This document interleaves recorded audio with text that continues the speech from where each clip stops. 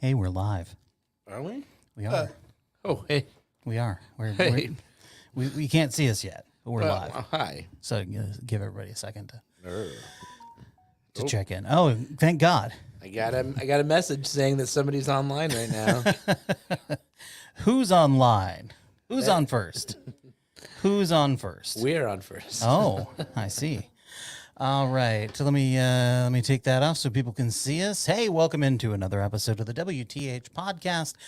Hi, I'm Nate. That's Jason. That's Kareem, and the door is open, blowing the COVID out. Mm-hmm. None of us have COVID. No. Probably should have asked that before we came in, right? I don't think I do. No. I have a horrible headache, but I think that's just being a dad. It's one of the symptoms. Just being a dad. Yeah, I mean that's it too. Ah, boy, what a 2 weeks it's been. Yeah.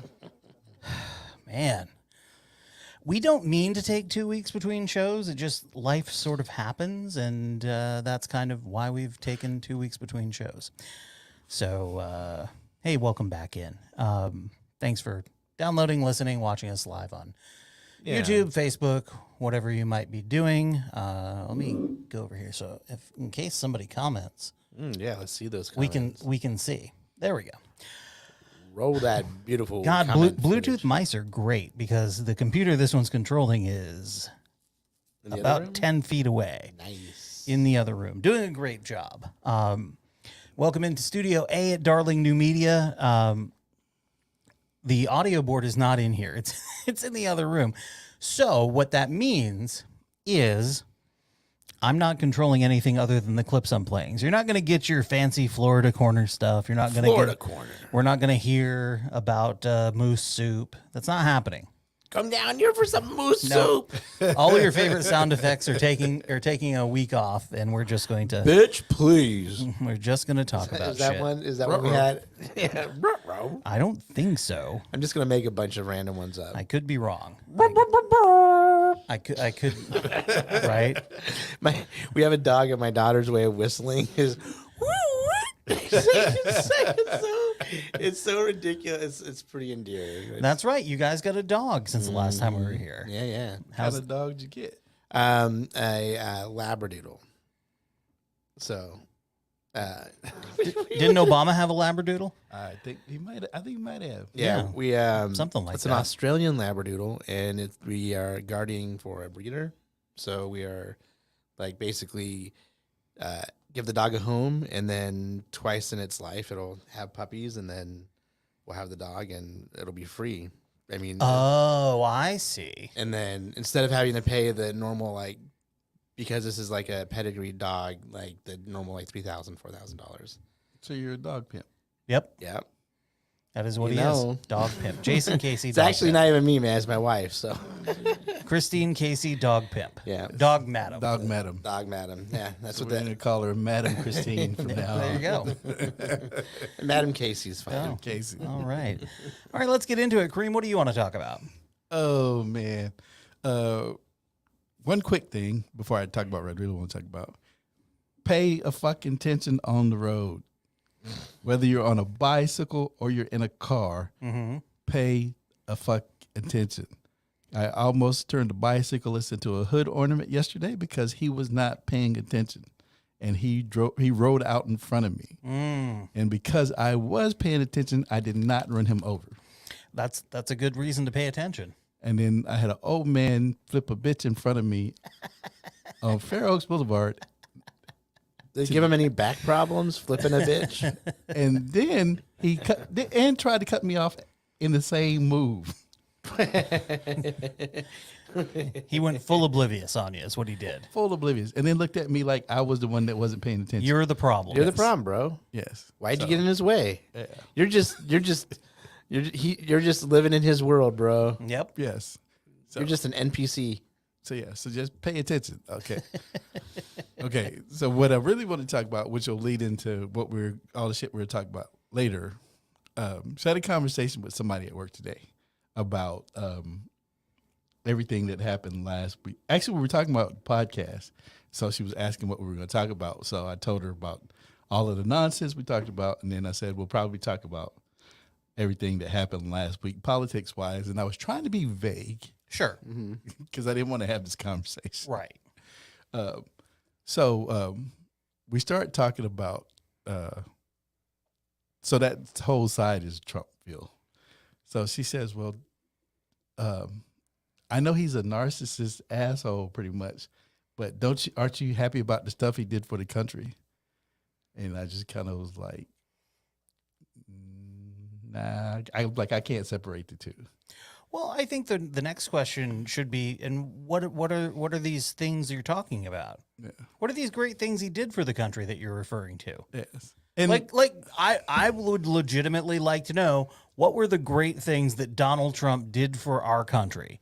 What were they? Yes, the stock market was high when he was in office, but the president doesn't control the stock market. Yes, there were a variety. Look, he inherited a very good economy. And what I told her was, I told her what I told you guys. I've said to you guys. I was like, he could have easily went down as the greatest president in the history of the United States. All he had to do was keep his mouth shut and listen to the health experts and say, these are the experts. We're going to listen to the experts. We're going to do what they say.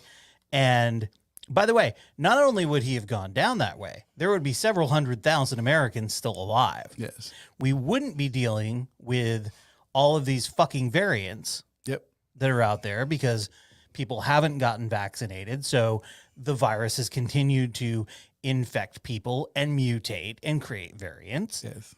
And the other thing I pointed out to her was like, you really don't understand all the shit that he wanted to do.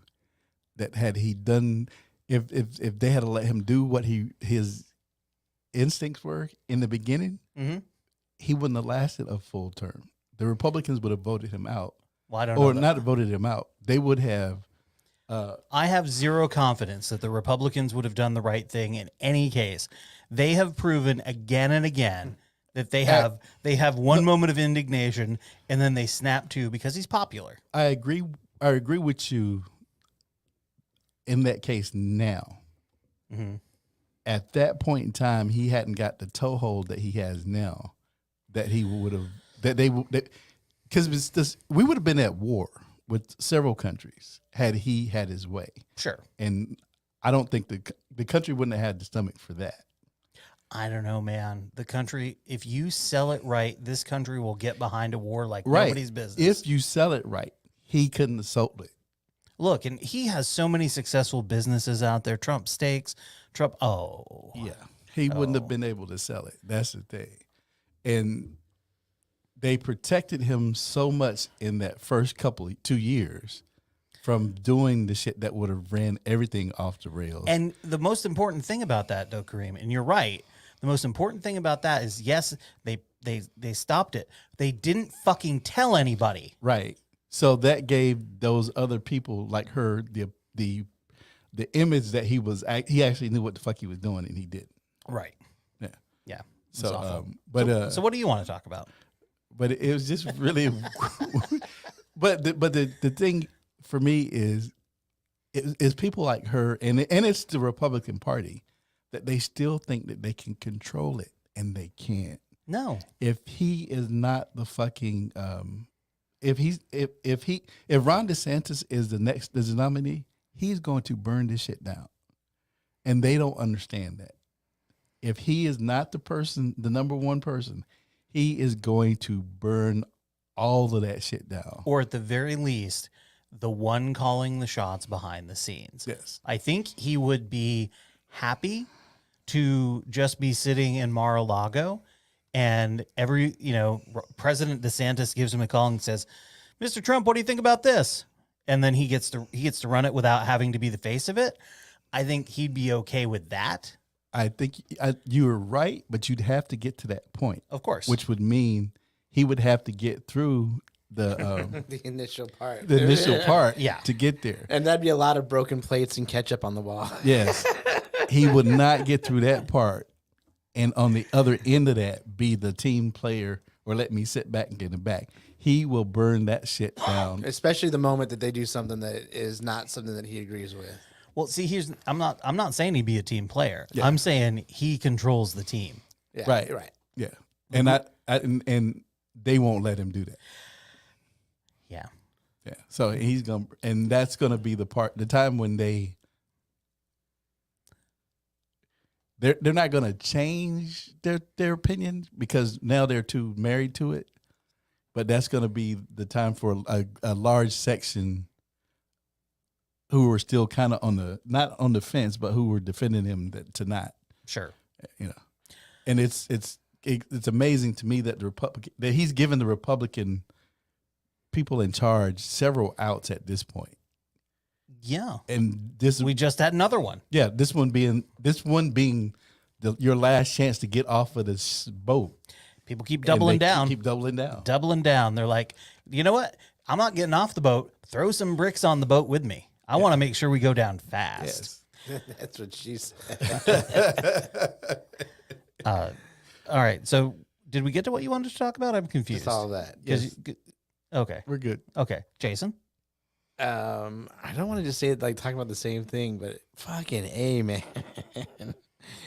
I will say this. I was at a family function and my cousin said about another family member, and I won't say who the family member is in case that family member is listening, but it says, like, knowing exactly what he was doing, I was like, hey, you and I need to talk to so-and-so, who was also like, who just gotten there.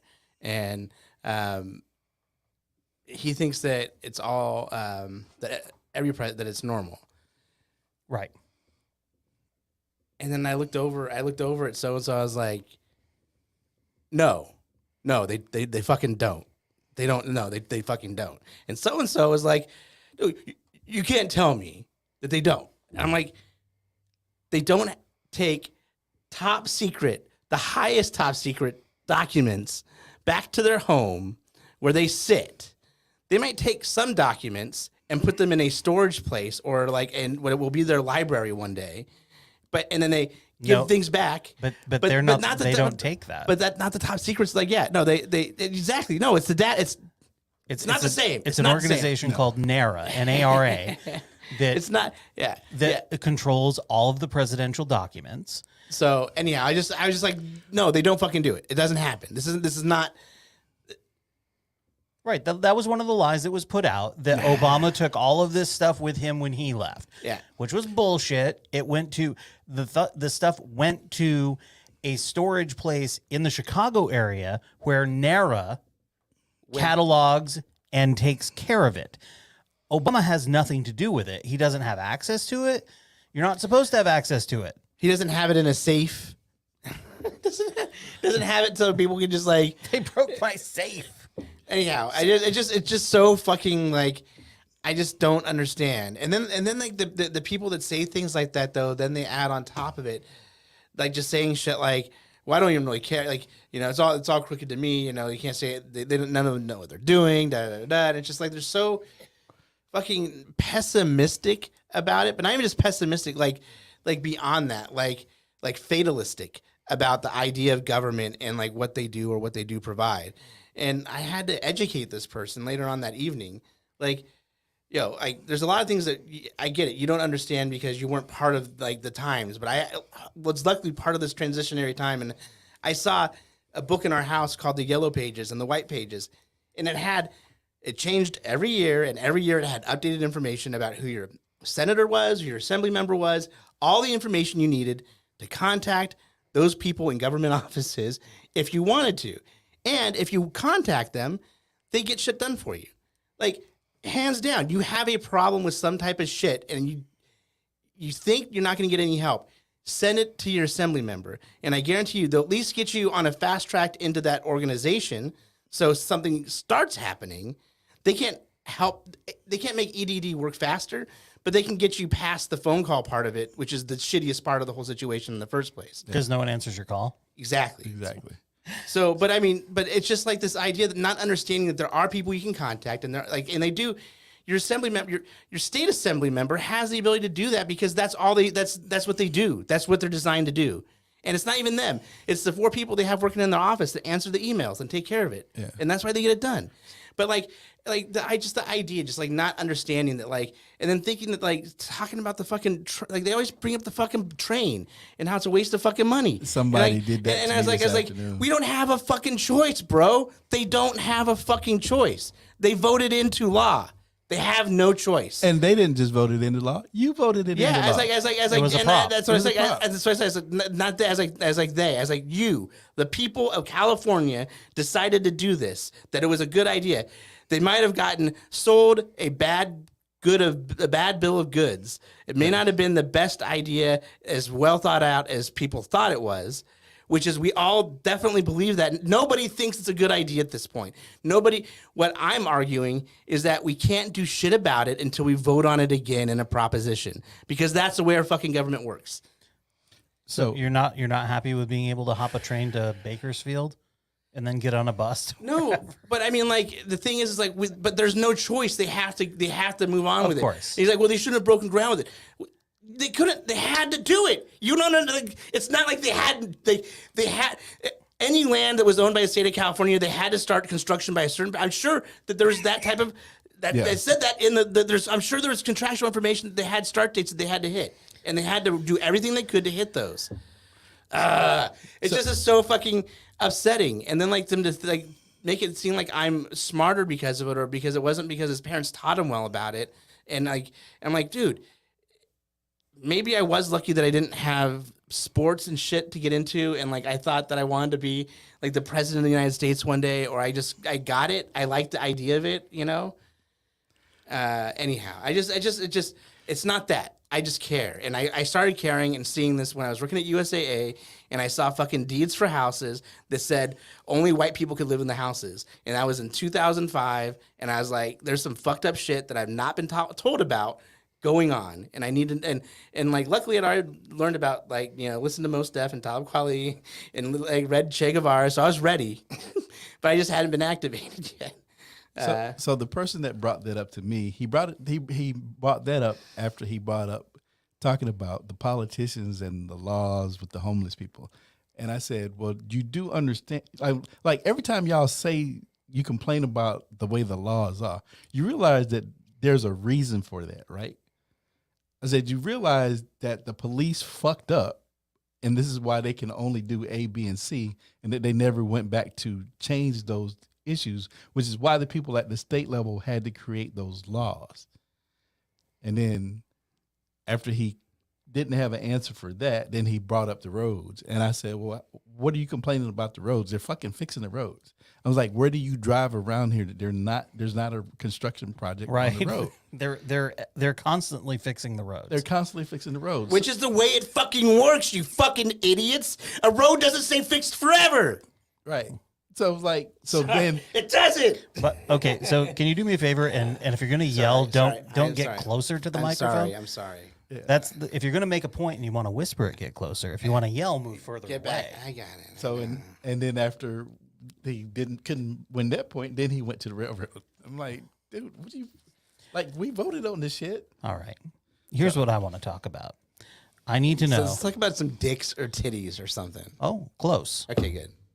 Does everything tell you guys through Hollywood, through books, through music, through our entire culture, is that white men are bad. White men, they're bad. They have to be pushed to the back. They shouldn't be listened to. But what that's done to your generation and even some of those a little older than you and those definitely younger than you, is it has created hopelessness in many of these guys. Hopelessness. They're lost. They grow up in a broken home, or maybe just a really bad home. No one is there for them as they're growing up. They spend time hours and hours alone, which is, what do they do with their time when they're alone? They don't have an after-school job if they're in high school. Maybe they probably don't play a sport. So they're spending hours and hours time alone, which turns them to all kinds of bad things. Porn on the internet, reading crazy stuff in chat rooms, and God knows who's in there and saying what they're saying. A lot of time playing video games. And I know people don't like to demonize video games, but I do think that maybe has a role there for certain people. But what hopelessness brings is... So Jason, Is the discrimination against white men what's turned you to porn and video games? Is the question at hand. I mean, I guess if you can't, like, if it started way back when I was like, 5, 6 years old, what I mean? That's why I started playing video games and shit. And then I got into porn when I was like 11 or 12, I guess. So, I mean, that's why are black and Latino and Asian men playing video games? Yeah, no. And watching porn. Because they're hopeless also. Don't you understand? Because they're degenerates because they're not white. Let's talk a little bit about the crux of her argument, that there's discrimination against white men. And here's what's been taken in a lot of ways. And I've seen it happen. I understand the feeling behind it because it's different. When you are told, hey, white guy, maybe this is something you don't need to kick in your opinion on because you don't really know. Or, hey, white guy, let's hear some other viewpoints on this. Let's hear from African Americans and Hispanics and Asians. Kareem, hold on a second. I got this question. So maybe, just maybe, you're not being discriminated. It feels like discrimination when the field is leveled. Just like my daughter gets very upset when I tell her she cannot take all of the toys away from her younger brother. We had an incident like that earlier tonight where he got out the xylophone, pulled it out of the toy box, and she wanted to play with the xylophone. And I'm like, hey, I've got some bongo drums here. Let's get the bongo drums out. Well, then she wanted to take the stick from the xylophone and use that to play the bongo drums. I'm like, no, we're not going to do that. But she just kept going back and taking stuff away from him because for her, before he got there, everything was hers. And now not everything is hers and she can't have everything all at once. There's a sharing factor that goes along with that. And so for her, as a 3-year-old, I'm sure she feels that life isn't fair in those moments when she's told she can't have everything. I'm going to steal this and turn it into a bit. I like this. This is a great. I mean, isn't that really what's happening here? It's not, white people aren't being told that we don't matter. What we're being told is other people matter too. Black Lives Matter does not mean that white people don't matter. Nope. Black Lives Matter means there is an issue that we've been neglecting that we need to look at and go, what about the children? Yeah. And they need to know that too. But Marjorie Taylor Greene is a special kind of stupid. But I thought, hey, if she's going to talk about Jason like that, we're bringing it to the show. It's funny because while it's close to me, it's not exactly right. So it's like it was right. Missing very, some boxes. Very close. All right. So this weekend, I watched all of a documentary, 3-part documentary. It's on Netflix. It's called Trainwreck Woodstock 99. Woodstock 99. It was going to be the biggest party on the planet. But that's not what any of us remember it for. What the hell happened?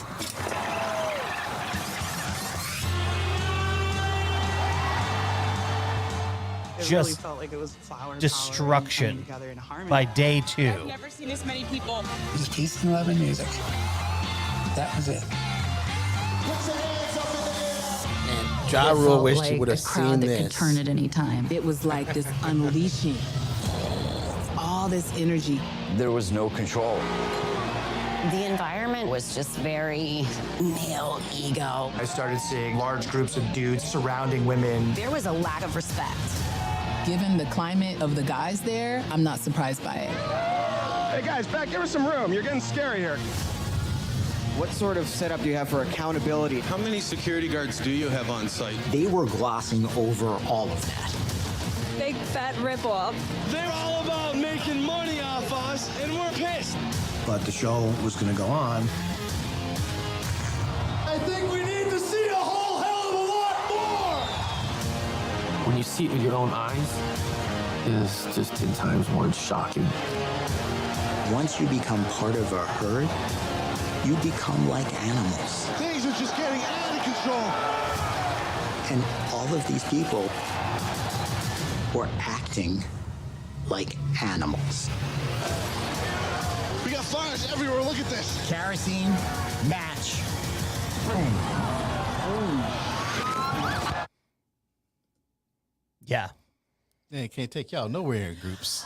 I didn't really remember much about Woodstock 99. Like, I forgot it happened, honestly. I see, and all I could think about is like, why in this whole show that I watched have they not mentioned Woodstock 94 once? They They mentioned it. They mentioned it. When? They At the mentioned it in the beginning. At the very, very beginning? Yeah, one of the impetuses behind it's a bit of a spoiler, but not really.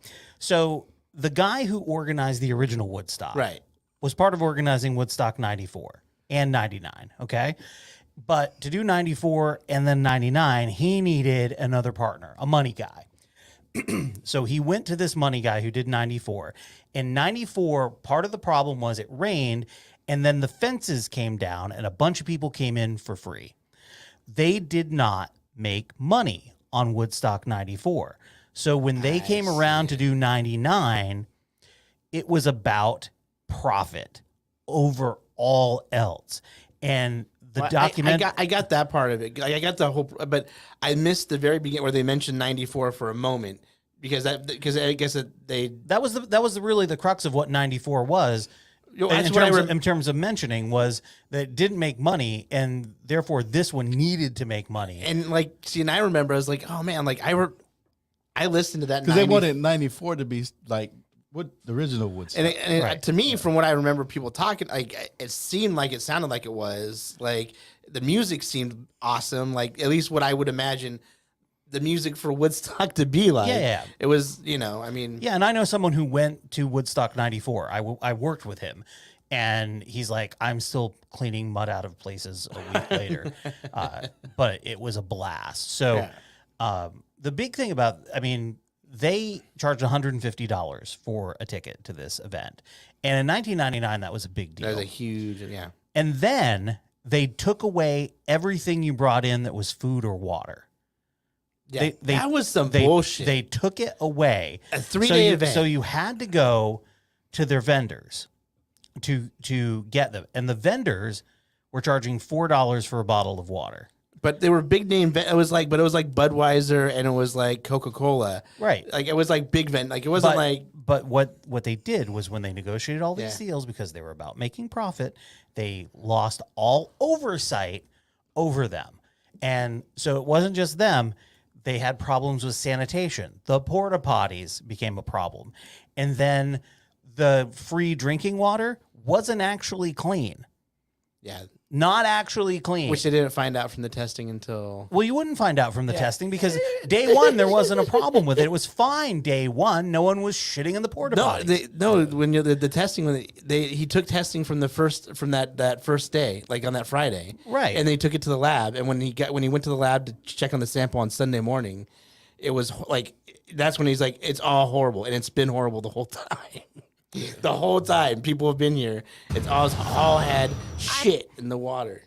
Yeah, it's there's a lot of reasons why it was terrible. The number one reason for me, as soon as I heard, like, because I don't remember it, and I was living like I didn't.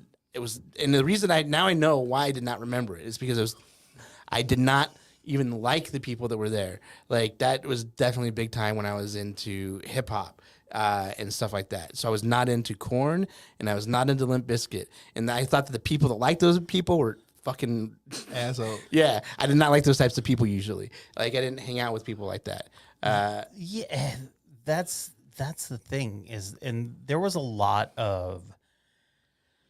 I mean, it's none of the organizers of this, the big organizers, ever, spoiler alert, ever take responsibility for what fucking happened. Oh, yeah. It was always somebody else. Oh, this was this. It was just a few bad apples. Meanwhile, it wasn't, and people could see that. And like I hate Fred Durst. I hate Limp Bizkit. Yeah, well, but we know what Fred Durst is. But I'm not. I cannot blame him for fucking what happened at Woodstock '99. He's not at fault for what happened. He did make it worse. He did what he was fucking paid to do. He was fucking Fred Durst. He was there. He was Fred Durst. He came there to do what he fucking does. They made that point. The security guard made that point that being mad at Fred at Limp Bizkit would be like being mad at a bear for being a bear. Like they are who they are. But violent music to get people angry. The security, they had less security than they would have needed for a 25,000 seat venue. Yeah. At an event that had 250,000 people at it. 250,000 people, man. Mm-hmm. Mm-hmm.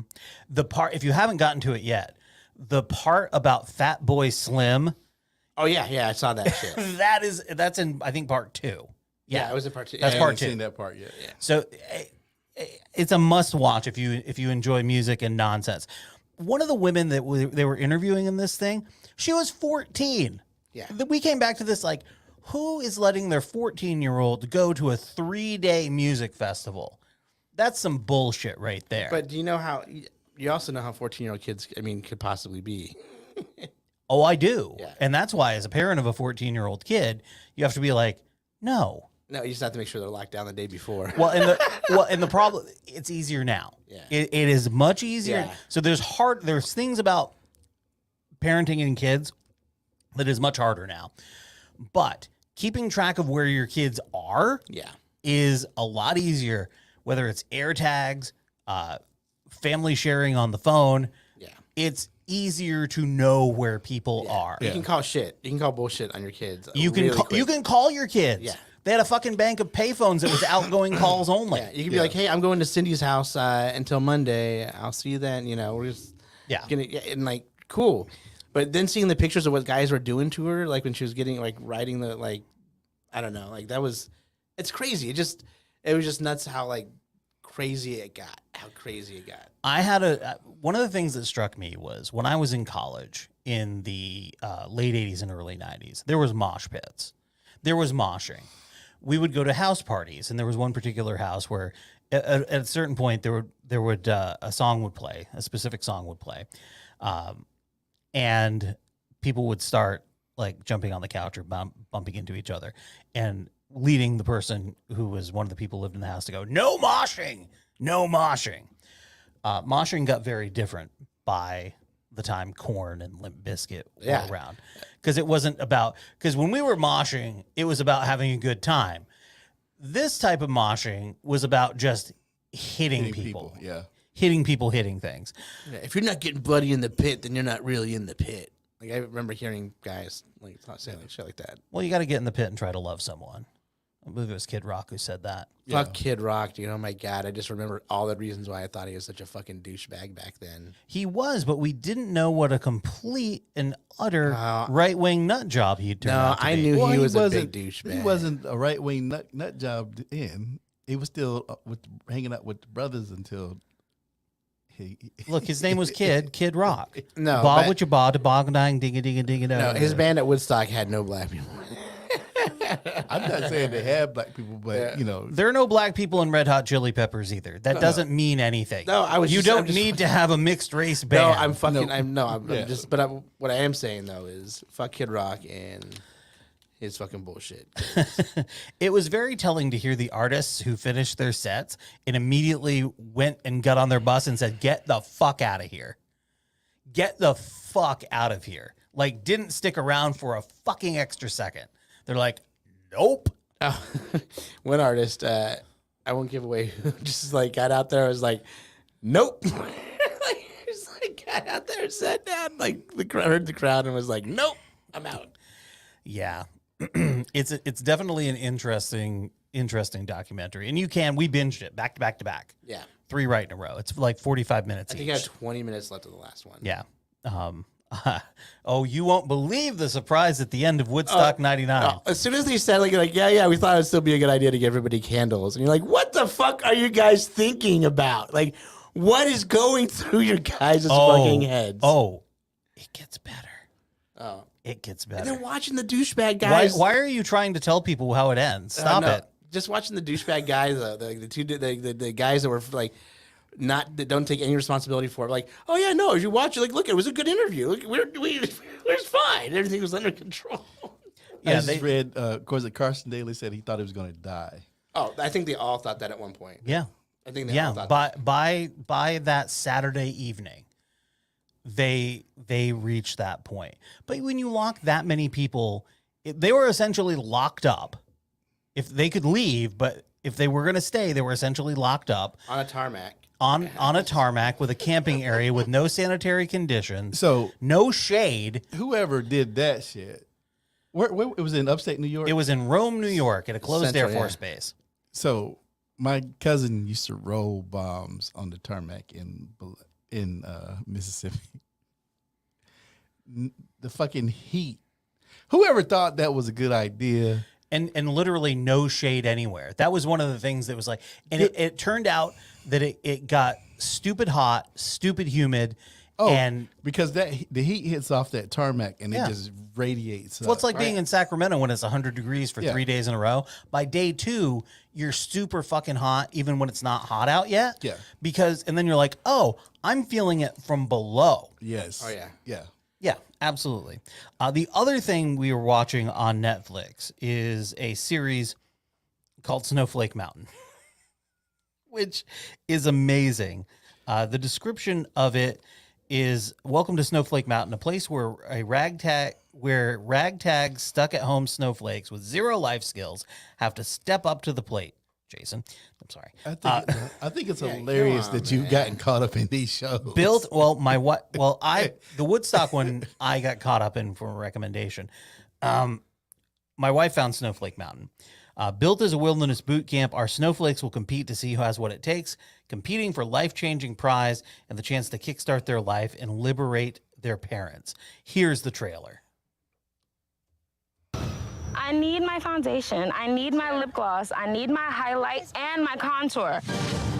Snowflake, a young person who's considered overly emotional, easily offended, Fuck you guys. This is not okay. and dramatic. This is the worst thing that's ever happened to me in my whole life. There's a heap of young adults who can't even unload a dishwasher, let alone hold down a job. And these 10 snowflakes families have reached their breaking point. So they've tricked their giant babies into traveling far, far away to make them grow the hell up. Where the hell are we? I feel like I'm on a fucking pilgrimage. And that's where we come in. I'm Joel. This is my buddy Matt. I was an Army combat engineer for almost 10 years.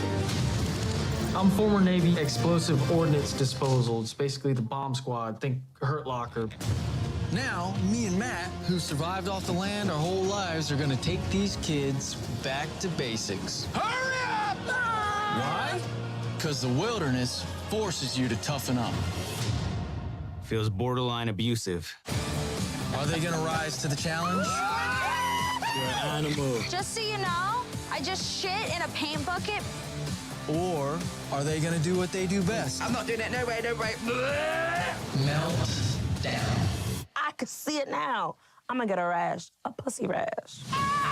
Okay, I'm going to end it there. Pussy rash. This show is amazing. Yeah, is it pretty great? It's pretty good. The worst thing about it, though, is when you are watching it and you see these people doing something and you recognize it as a behavior that you yourself have exhibited. And then you're like, God fucking damn it. Yeah. So there's a multitude of ways to look at it. Yeah, it's always great when you figure out like your tell about how you throw a temper tantrum. Like, oh shit, I look like just like a little tiny like. And it's not even that. There's a variety of things. I don't want to get into what the deets are with everything, but I totally there have been a couple of things where I'm like, oh, I've done that recently. Well. And I'm old enough to know better. But clearly I don't. Like I said, I think the Woodstock one, that's one that all of us would watch. But the fact that you've gotten so into these kind of shows. These are the types of shows that I watch with my wife, and we enjoy them. We enjoyed this. We enjoyed 90 Day Fiance. We enjoy Life After Lockup, Love After Lockup, all of those after lockup shows. Those are insane. I love A Mama's Boy. Smothered. These are all shows that exist. Yes. Mostly on the Discovery Channel. That's what the Discovery app. I watch a ton of shit on the Discovery app, and that's why. It's not about Shark Week. It's about that. You're the reason that HBO is getting gutted, man. How am I the reason? I subscribe to HBO and the Discovery Channel, Because, and man, I'm watching you're watching all the Discovery shit anyway. I'm Stop watching- watching it. Stop watching it. I'm watching it. Stop watching the Discovery shit. Well, what do you think? How do you think they're going to make money? And we get the one with no commercials because fuck commercials. I have that one. Not for long. Just All right, where are we? Oh Jesus, we're 40 minutes into the show. Oh, yeah, baby. barely gotten into this thing. That's what she I'm said. going to skip these two. I'm going to go right into some kind of breaking news that came through earlier today. Donald J. Trump at Real Donald Trump on Truth Social, which then got shared on Twitter. Okay. So much for banning him on Twitter. He's socialed truth. I don't know what the fuck these idiots call it. Wow! Exclamation point. In the raid by the FBI of Mar-a-Lago, they stole my 3 passports. 1 expired, along with everything else. This is an assault on a political opponent at a level never seen before in our country. Third world. The fact that he let them know, let you know that they took his fucking passports, bro. Like he doesn't even fucking realize like how in trouble he is. No. Oh. They did not take his passport. You know? No, it's a lie. It's a lie. It's a lie. He lied. Well, like he does about everything. Here's the other thing. Why do you have 3? Yeah. I get if you have 2 and 1's expired. Why do you have 3? Yeah. What's your third one? Is that an alias? What's happening with It's his that? honorary Saudi. By the way, if you look at your passport, it says that it is the property of the United States government and must be returned to them upon their request at any time. Yep. Yeah.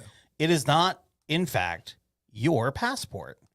It's their passport. It's the U.S. government's passport, and they would have a right to it, whether it actually has happened. If it did happen, if this is not a big fat lie, If it's not a big fat lie. then they have taken his passport to ensure that he does not leave the country because he is, in fact, a flight risk. He owns property in other countries. Yes. He owns a golf course in Scotland. They hate him there, They but he will owns. send his ass back in a minute. Right. He's looking for places to go with no extradition, but that was that was a little bit of that. All right. Want to briefly get into the excuses from all of the people defending Donald Trump having classified or non-classified documents at Mar-a-Lago that he was asked to return. Shouldn't have taken to begin with. Was asked to return. Didn't. He gave some of them back. They said his lawyers returned a paper saying, that they had returned everything.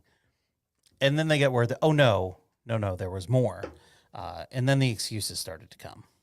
In Just the News, the following statement. I apologize for looking down, but I have to, it's so fresh, it's on my phone. It literally just came in. This is from President Trump's office. Like his penis. It just came in a few minutes ago. As we can all relate to, everyone ends up having to bring home their work from time to time. American presidents are no different. President Trump, in order to prepare the work the next day, often took documents, including classified documents, to the residence. He had a standing order. There's the word I've been looking for. That documents removed from the Oval Office and taken to the residence were deemed to be declassified the moment he removed them. The power to classify and declassify documents rests solely with the President of the United States. The idea that some paper-pushing bureaucrat with classification authority delegated by the President needs to approve that the classification is absurd. I asked around over the last couple of days, and Justin. So, I was in the military, as you both know. Correct. And anybody who's been listening to the show, I did not have a top secret security clearance, but I had friends who did, and we had a top secret facility in one of the buildings that I worked at. We handled the presidential communication once he hit the western part of the country. Okay. You could not get in that space unless you had a top secret security clearance. Not your security clearance was in process. You had to have your security clearance in order to actually do your fucking job in that space. Like you could knock on the door, they never let you in the door, or you never got past like the little entryway into that room. Right. And matter of fact, one of my friends ended up getting out of the military because he couldn't get his security clearance to do the job. He was waiting on his security clearance, and he didn't pass, and so they gave him another job, and then he just like fucking got out. Right. If you mishandle classified documents, point blank, period, you go to jail. Do not pass go. Do not collect $200. But Kareem, he had a standing order that once they left the Oval Office, they were no longer classified. Do not pass go. Do not collect $200. But they're not classified anymore because they're not classified. No, they are.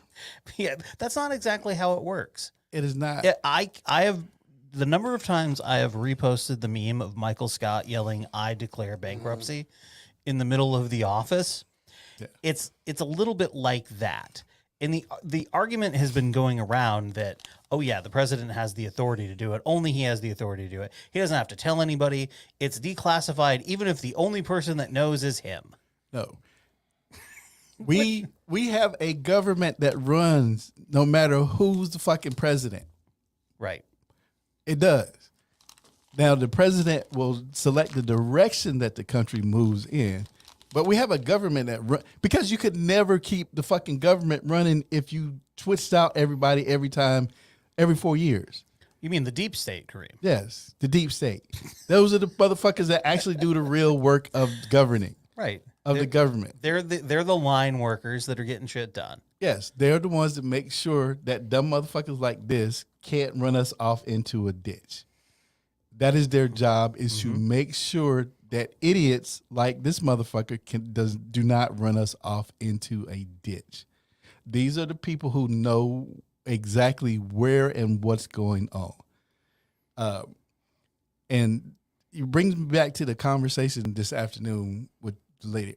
Like you motherfuckers really need to understand how shit works, how the world works that we actually fucking live in. Mm-hmm. Stop. I don't know, and one of the things, I was just worried about how it affects me. Like, no, bitch, all of this affects you. Mm-hmm. If he runs this shit off, and if we have a quote unquote civil war, that's going to affect you. Yeah. Point blank, period. What do you, like, you motherfuckers lost your mind and went ape shit crazy about toilet paper because we had a virus. I mean, or, we had COVID. What the fuck are you going to do if there's a civil war? Right. Not wear a mask? Yeah. Like, what are you going to do? You lost your shit because you had to wear a mask? And yeah. Meanwhile, outside Mar-a-Lago, we had concerned citizens who, they had some thoughts. Administration, the Democrats are weaponizing the FBI, and it has to stop. The FBI is not here to weaponize against another president. It never has happened before. They should go after things that are clearly a violation, meaning the Hunter laptop, which they don't even have to investigate because the laptop is right there, all the evidence is there. Hillary, all of that is not investigated. President Trump is investigated because they're scared that he's running, and he will win again. I don't know where she's from, but it's not here. So let's start with that. Then we can go to the fact that she had a cartoon-sized foam Make America Great Again hat on. Yes. Like, I'm supposed to take this person seriously. Third, there is no Hunter Biden laptop. There is a hard drive somewhere, but there is not a laptop. Are they investigating Hunter Biden? Yes, they are. You know why? Because the FBI can do more than one thing at a time. No, they can't. And guess what? We've investigated Hillary to death. Hunter Biden doesn't run shit. No. Grown-ass adult. Does not run shit. Has never run shit. He was on a board of a company. Mm-hmm. getting a paycheck like a lot of these rich motherfuckers kids do. He was not running anything. No. Nope. And if you have a kid, if you're a parent that has a kid that has an addiction problem, then you know this motherfucker's not going to run anything. And the only thing that you're not trying to put him in charge of anything. You're trying to manage him, keep him with a job, and out of jail if you can, and out of jail if you can, and out of jail and out of the fucking ground. That's what you're trying to do. Yeah. The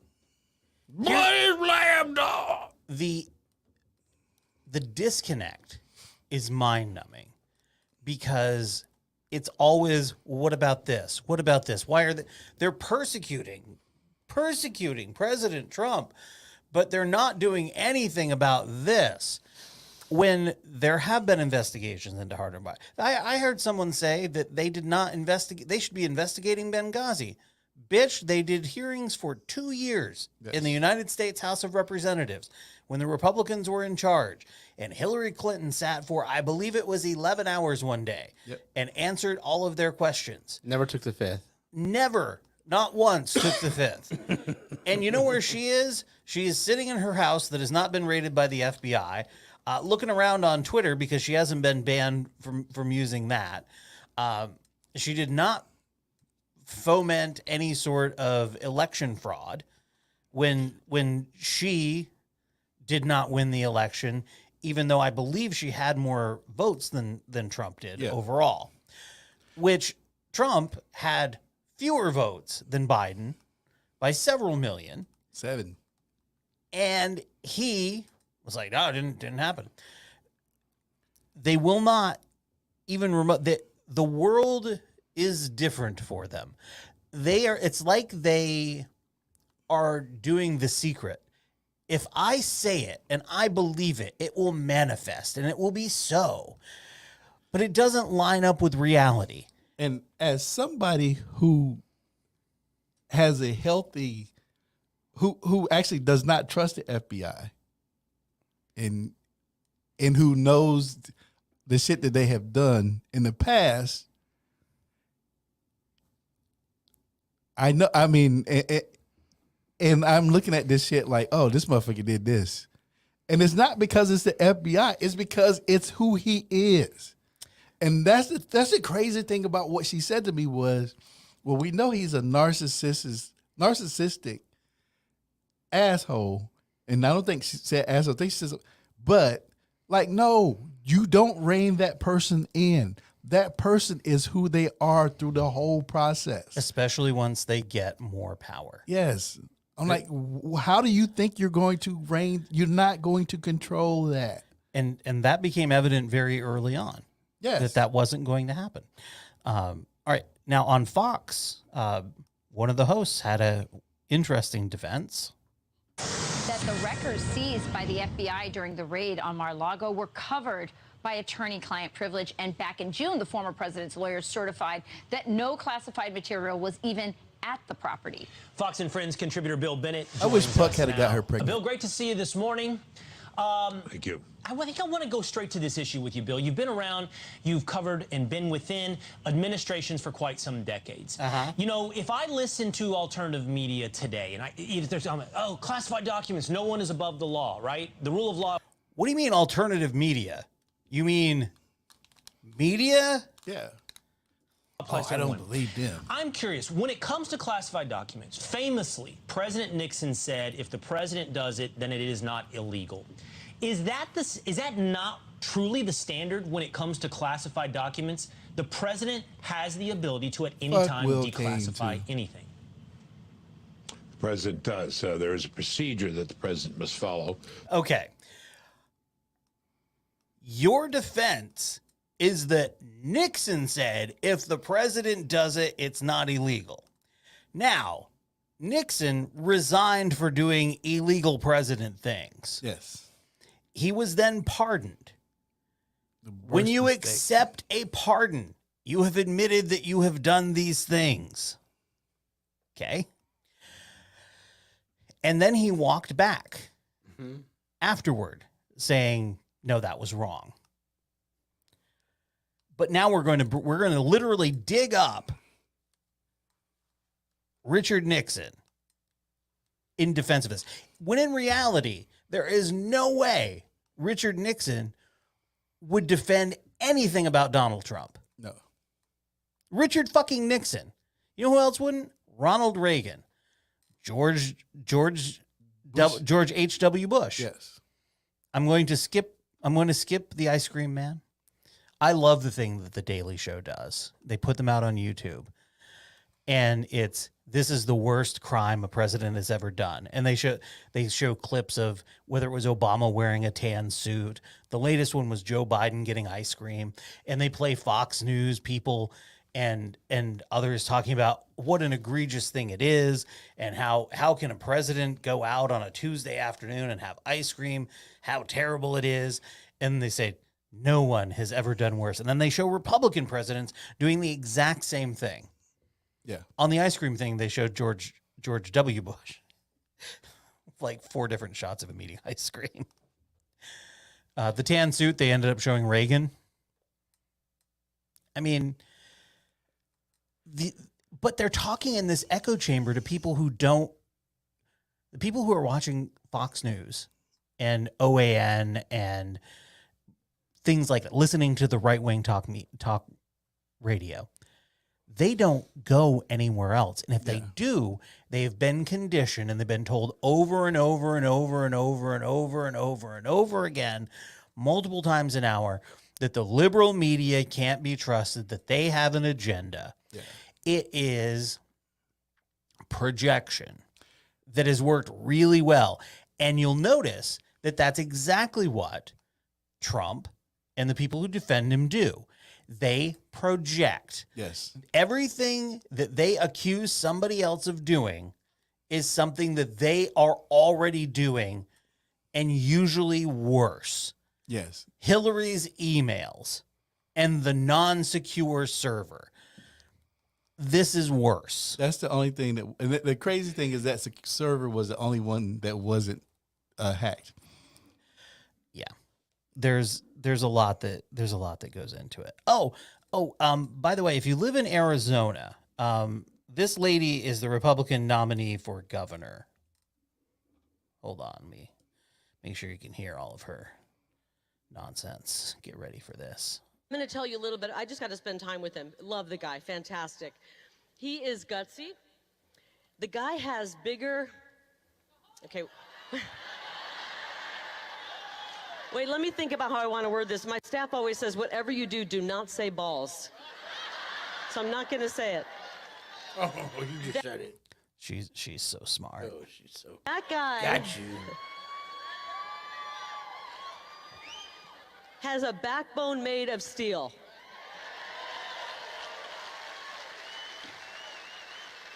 That's not that bad. All right. I'll tell you what he's got. I don't know if you heard of this, but he's got BDE. Anybody know what that means? Ask your kids about it later. No, don't ask your kids about it later. I call it Big DeSantis energy. Right? He's got the same kind of BDE that President Trump has. Okay. Meghan McCain tweeted that and called it absolutely vulgar, to which I told you guys on the Messenger that I shockingly agree with Meghan McCain wholeheartedly. Here's the thing about BDE, Big DeSantis energy. It's big dick energy if you don't know. If you actually have big dick energy, no one needs to go around as your hype man. No. Or woman. Like, you don't need, no one, look, there's no one going around talking about Pete Davidson and his big dick energy. They do for a moment when he hooks up with a new chick. Like, oh, yeah, Like, there's that BDE. But there's no one going around with Before that. he gets there, oh, where did it go? Oh, here comes Pete Davidson with his BDE. They go, oh, no, here's that buggy-eyed drug addict with all the tattoos. What do people see in him? Must be something. Yep. If anybody tells you they have a great sense of humor, they do not. If anybody tells you they're a people person, they are not. because these are things that people will realize very quickly on their own. Yes. I'm an introvert.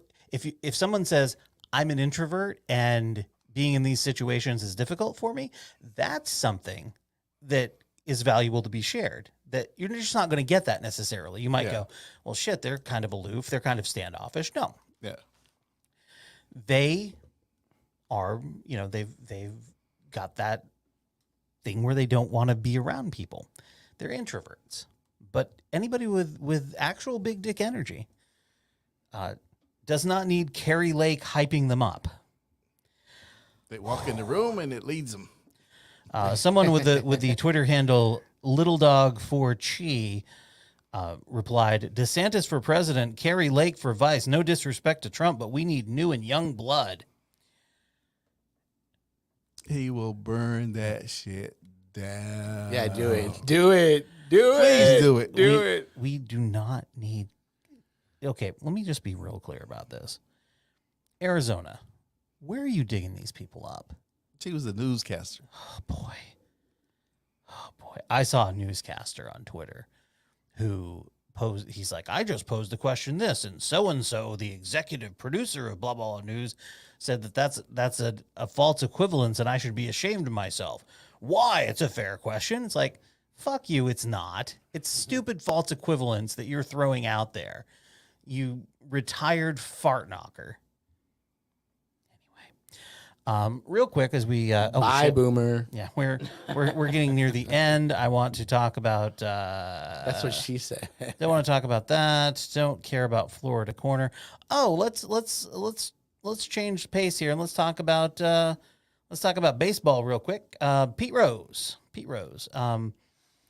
suspended from Major League Baseball, I believe it was 1989, for gambling on the game when he was a player and a manager.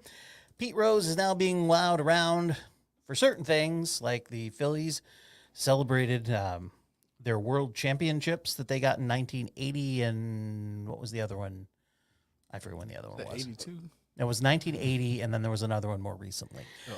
Anywho, Pete Rose went in the booth, told the story. Said, Tony, congratulations. What did you hit? And Tony says, Joe, I hit a cock-high fastball. And Joe didn't know what to say. Joe said, no shit. That's looped out to right field. You changed the subject real quick on that loop out to right field. I'm just describing the action. Pretty sure we don't have a 7-second delay, so. Oh. Said Tony. Oh. Wait, you said cockeyed. No, he said cock high. Oh, cock high. A cock high fastball. That's like cockeyed fastball. What's the big deal about cockeyed fastball? No, it was a cock high fastball. Cock high fastball, which I have heard that term before, which makes way more sense. It sure does. All right, we're gonna wrap it up with a little small town. I was just like old grandpa talk. Like, oh, grandpa thought his joke was funny, you know. No, he was just telling a story. We go now for small town news to Westport, New York. Lovely little hamlet. A New York man was arrested on menacing and weapons charges after he threatened a person with a chainsaw. State police arrested Linwood Chamberlain, who's 30, on August 13th after he was engaged in a verbal argument with an unnamed person. Police said that Chamberlain displayed the chainsaw and then threatened the person. He was later arraigned in Westport Town Court and released. That is the ultimate small town. No, it doesn't even say that he just like, you got it like this. If you remember, though, in National Lampoon's Christmas Vacation, Chevy Chase did, in fact, almost threaten Elaine Bennis, the next door neighbor, with a chainsaw. Very close. that would have been the same thing. That would have been no good. Yeah. But yeah, it would have been very bad news.